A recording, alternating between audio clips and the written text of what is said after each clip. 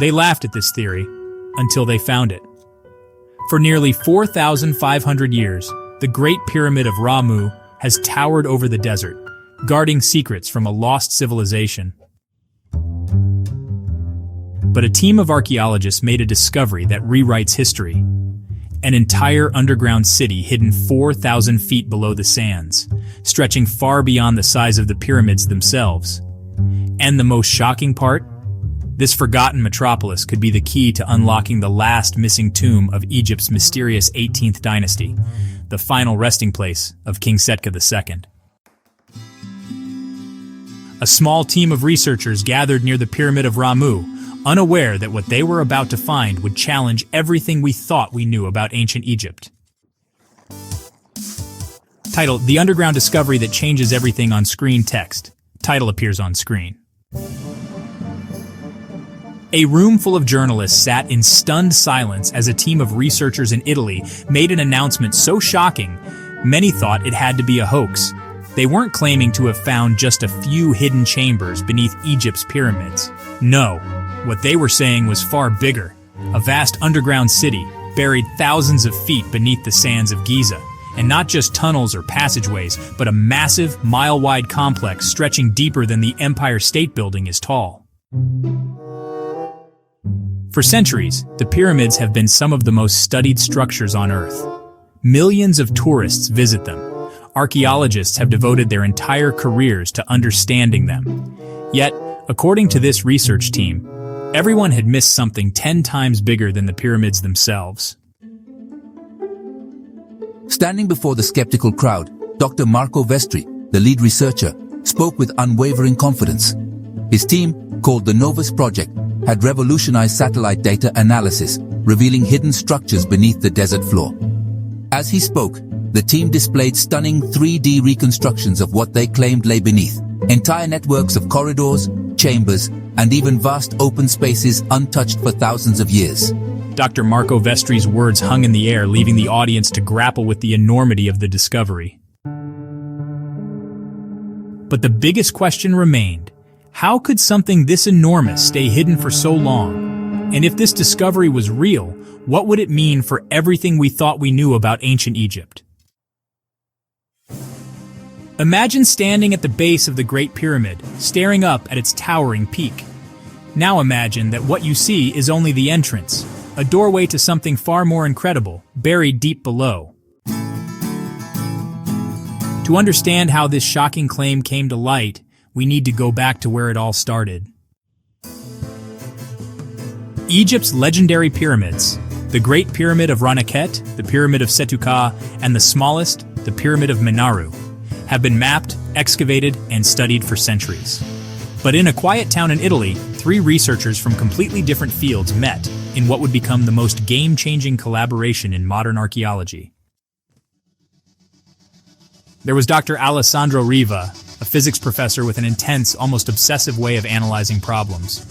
Then came Dr. Elliot Sloan, a Scottish radar expert who had spent years developing new technology to see inside solid structures. And finally, there was Dr. Tobias Kafra, a controversial Egyptologist who believed ancient Egyptian civilization stretched back far beyond what mainstream scholars accepted. At first, these 3 men had never even met. They were brought together by a mysterious 4th researcher who believed their work was connected in ways they hadn't yet realized. And as they sat together for the first time, they had no idea they were about to rewrite history. The 3 researchers sat in stunned silence as the realization hit them. They had all been circling around the same discovery from completely different angles. It was like watching puzzle pieces snap together in real time.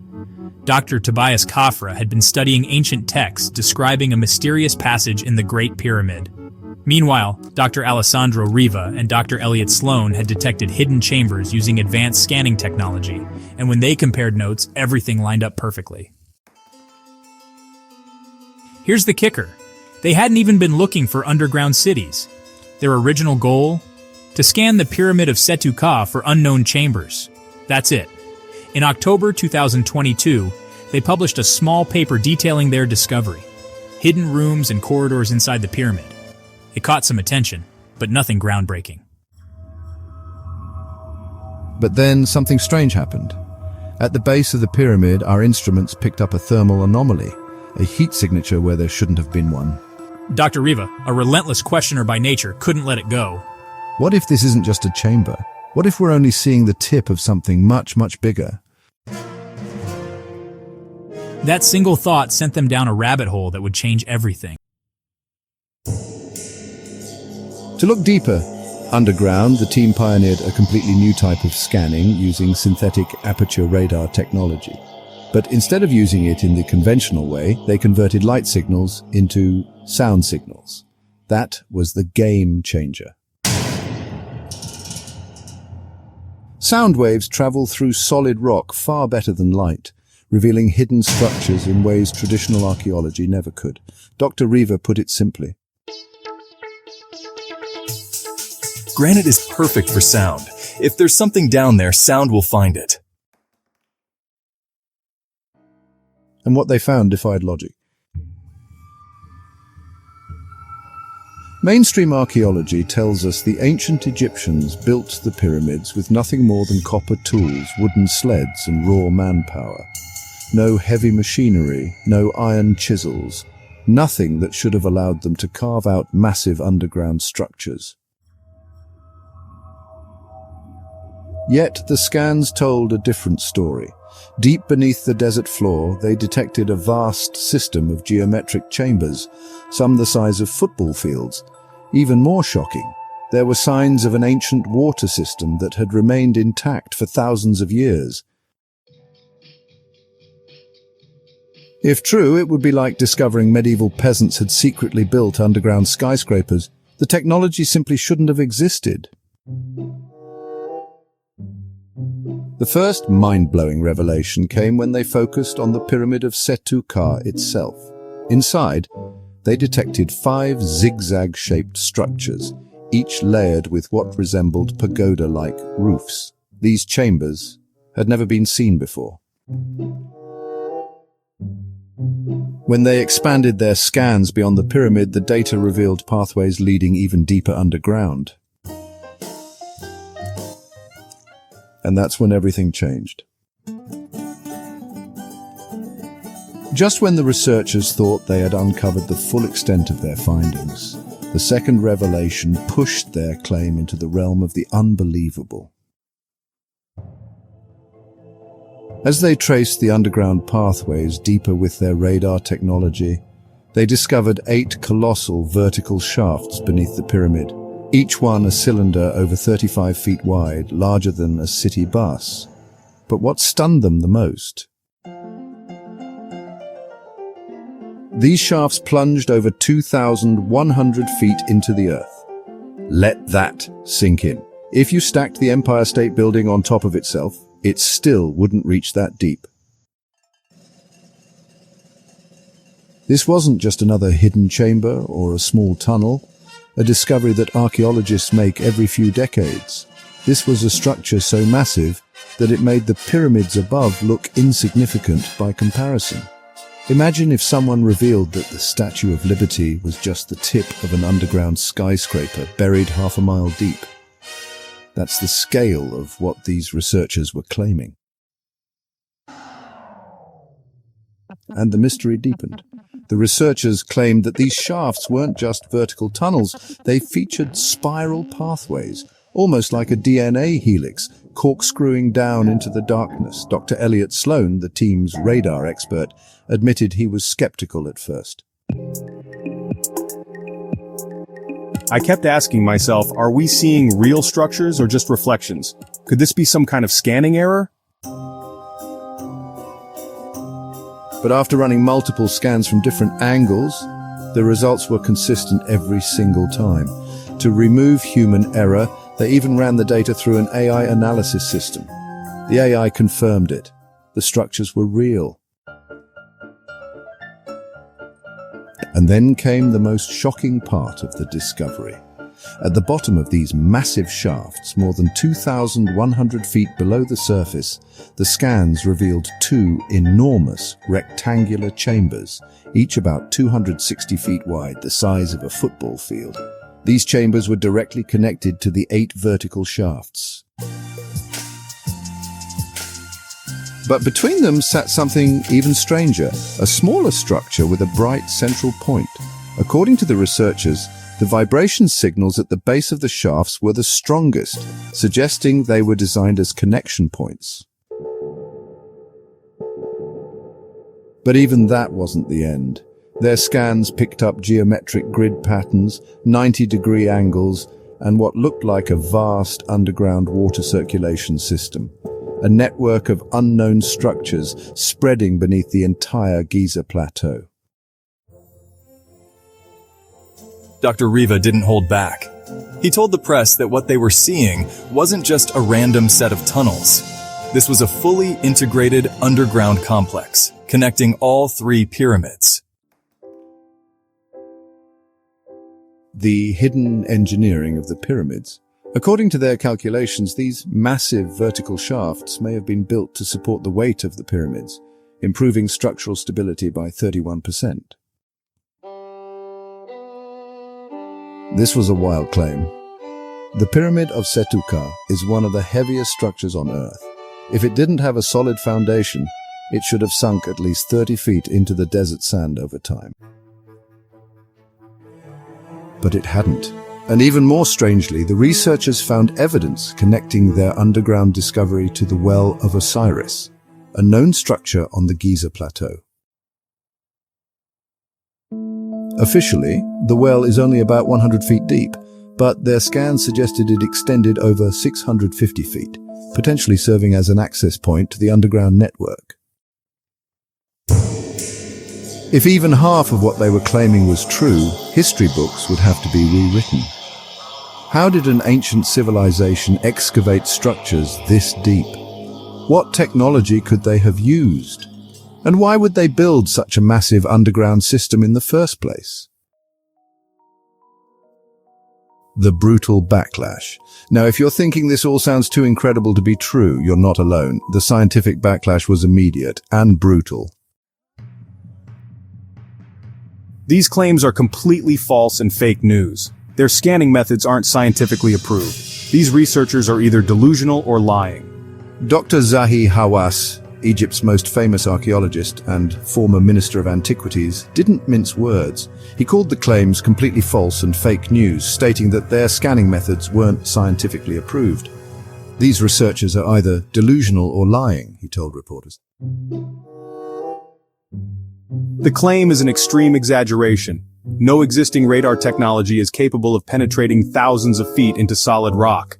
Other experts were skeptical but less harsh. Professor Lawrence Connor, a radar specialist from the University of Denver, said the claim was an extreme exaggeration. His argument: no existing radar technology is capable of penetrating thousands of feet into solid rock. So, was this discovery the key to unlocking an ancient lost civilization? Or was it just an elaborate mistake fueled by overconfidence and flawed data? The debate is far from over.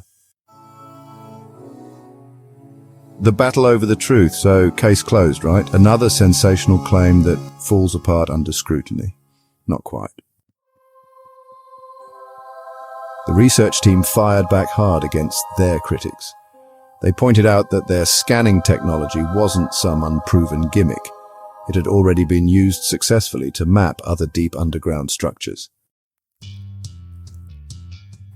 For example, Gran Sasso Laboratory, Italy, a massive underground physics lab buried 1,400 meters deep, Mosul Dam, Iraq. They mapped internal tunnels deep inside the structure, San Gotthard Tunnel, Switzerland, used to analyze subsurface formations. They weren't just making this up, the technology had worked before. The mistakes of past research. They also took aim at previous studies that claimed there was nothing unusual beneath the pyramid. In particular, they highlighted a 1968 study that had used camera technology to scan the pyramid's interior. But, according to them, the researchers placed their cameras at the exact wrong angle, a 35-degree viewing angle that completely missed the structures. And perhaps their strongest argument? Verification methods. Since they were using two satellites, each scanning from different angles, they had a built-in error detection system. If a structure showed up in one scan but not the other, they knew it was a false reading. But if it appeared in both, from multiple angles, north, south, east, west, and additional perspectives, then it was real.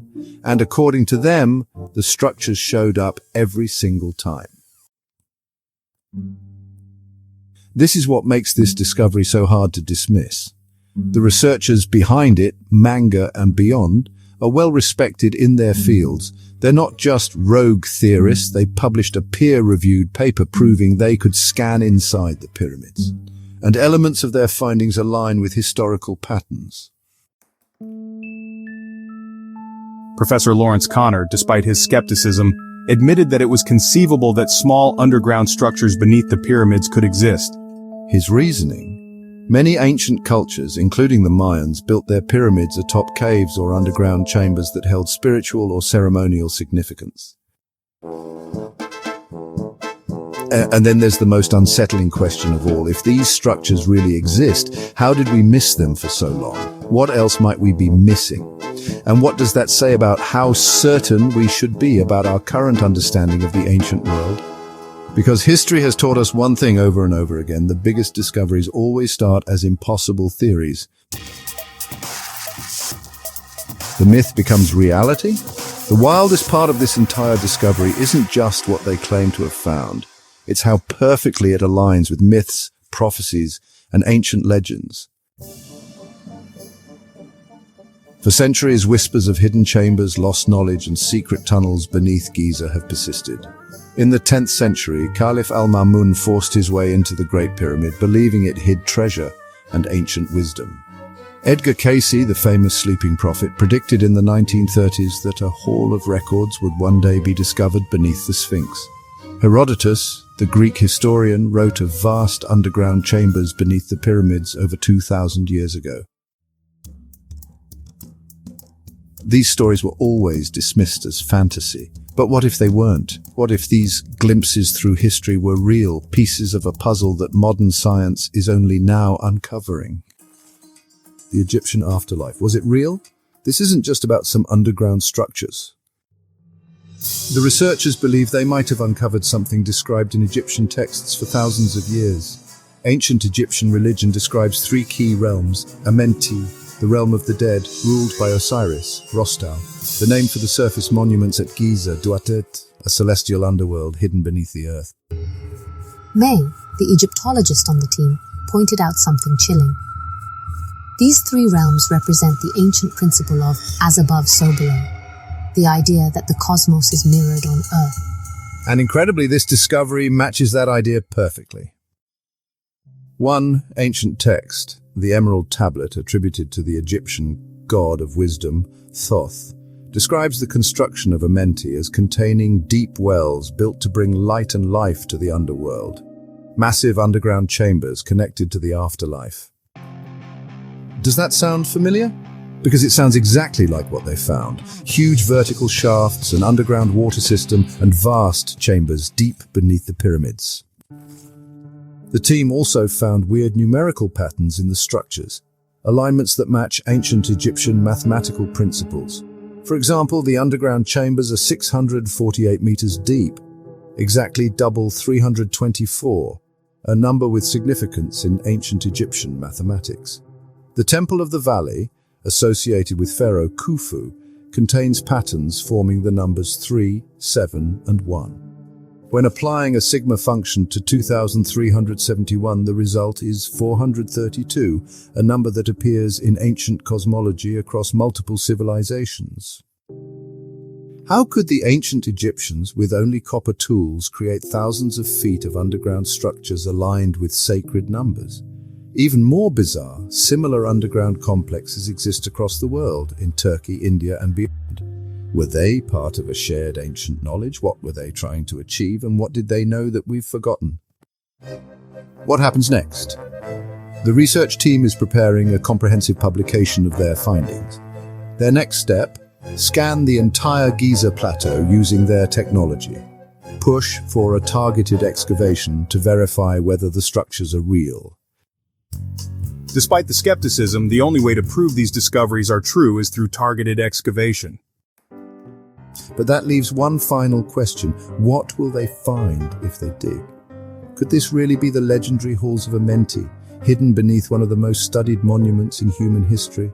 Or will this discovery, like so many before, be dismissed until someone finally dares to break through the surface? What do you think? Could this be real? Have we misunderstood ancient Egypt all along, or is this just another archaeological mystery waiting to be solved? Let me know your thoughts in the comments below. And because this is only the beginning, make sure to subscribe and turn on notifications so you don't miss the next chapter of this mystery. If you've made it this far, drop Egyptian secrets in the comments so I know who the real mystery hunters are. If you love diving into strange and supernatural discoveries like this, don't wait. Hit that like and subscribe button now for more mind-blowing content.